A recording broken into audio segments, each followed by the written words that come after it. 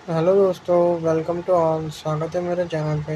आज हम जो कंपनी की बात करने वाले हैं वो इसका नाम है सूर्य रोशनी। ये जो कंपनी है ये 1973 में इस्टेब्लिश हुई थी। कंपनी इंडिया की लार्जेस्ट ERW पाइप एक्सपोर्टर है और लार्जेस्ट GI पाइप प्रोड्यूसर है और सेकंड लार्जेस्ट लाइटिंग सेगमेंट में है। और इस कंपनी का जो फोकस है वो वैल्यू एडेड प्रोडक्ट मिक्स बनाने में है, जैसे कि 3LP coated pipes and alkyd pipes. आप देख सकते हैं ये जो कंपनी है जिस भी चीज़ में काम करती है उसमें ये अपना लार्जेस्ट मतलब टॉप पे परफॉर्मेंस देती है। अभी ये 4,000 करोड़ की एक स्मॉल कैप कंपनी है। इसका जो PE है 13 का है। अंडर वैल्यू कंपनी है। करंट प्राइस 800 का और बुक वैल्यू 342 की है। मतलब ये जो कंपनी है ये अपने से बुक वैल्यू से 3 टाइम्स आगे ट्रेड कर रही है। मतलब ज़्यादा महंगी कंपनी नहीं है। इसका जो हाई है वो 859 का है और करंट प्राइस 807 का है। और इसका जो लो है वो 324 रुपये है।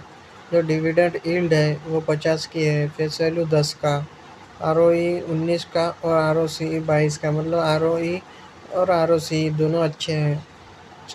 Change in FIS holding 1.68%। मतलब इस क्वार्टर में इस कंपनी ने अब जो FIS की होल्डिंग है वो बढ़ाई है। FIS का इंटरेस्ट इसमें लगा हुआ है।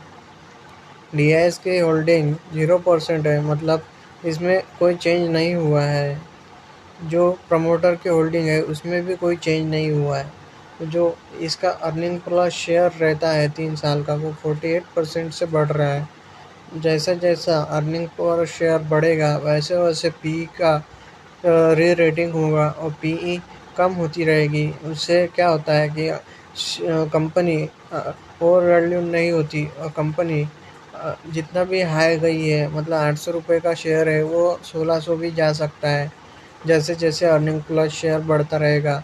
सेल्स की वॉल्यूम 13% की है पिछले 3 साल की और प्रॉफिट की 48% की है। अगर हम इसका चार्ट देखें तो 50 डेमा और 200 डेमा के ऊपर ये ट्रेड कर रहा है। ये जो येलो लाइन है वो 50 डेमा का लाइन है और 50 डेमा पे ये हमेशा सपोर्ट लेता है। वहाँ अभी भी ये लेटेस्ट में 50 डेमा को टच किया है।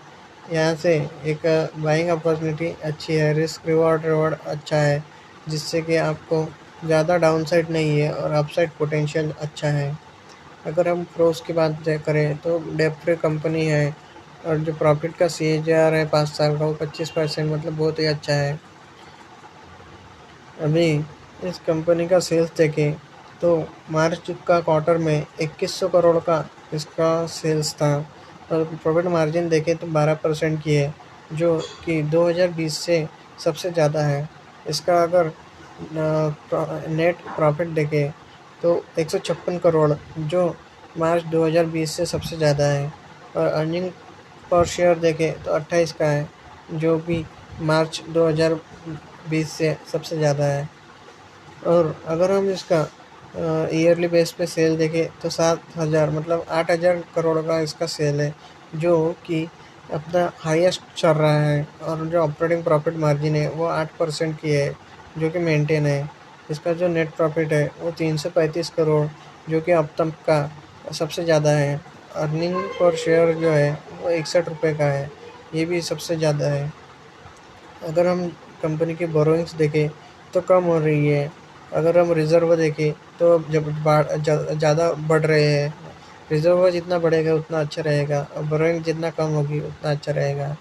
CWIP देखें तो 8 करोड़ है। मतलब ये कंपनी 8 करोड़ का एक्सपेंशन या फिर कोई तो भी ग्रोथ में पैसा इन्वेस्ट कर रही है। अगर हम इसके ऑपरेटिंग एक्टिविटी देखें, मतलब जो कैश फ्लो है कंपनी में, जो पैसा आ रहा है वो जो कैश फ्लो है वो ऑपरेटिंग एक्टिविटी से आ रहा है। 279 करोड़ कैश फ्लो से आ रहा है। अभी हम इसका ROC देखें तो 23% का है। शेयर होल्डिंग पैटर्न देखें तो प्रमोटर की होल्डिंग 62.96% है, जो कि मेंटेन है। मतलब प्रमोटर इस पर भरोसा दिखा रहे हैं। अगर हम इसके FIS देखें तो FIS इसी क्वार्टर में, मार्च का क्वार्टर में 0.86 से डायरेक्ट बढ़ के 2.54 हो गई है। मतलब इस पे एफआईएस ने अपना 300% ज़्यादा भरोसा दिखाया है, और जो डीआईएस है वो मेंटेन है, और जो पब्लिक की होल्डिंग है वो कम हो चुकी है। मतलब पब्लिक मतलब रिटेल इन्वेस्टर जो कि अपने जैसे हैं, वो उनके पास ज़्यादा नॉलेज नहीं रहती।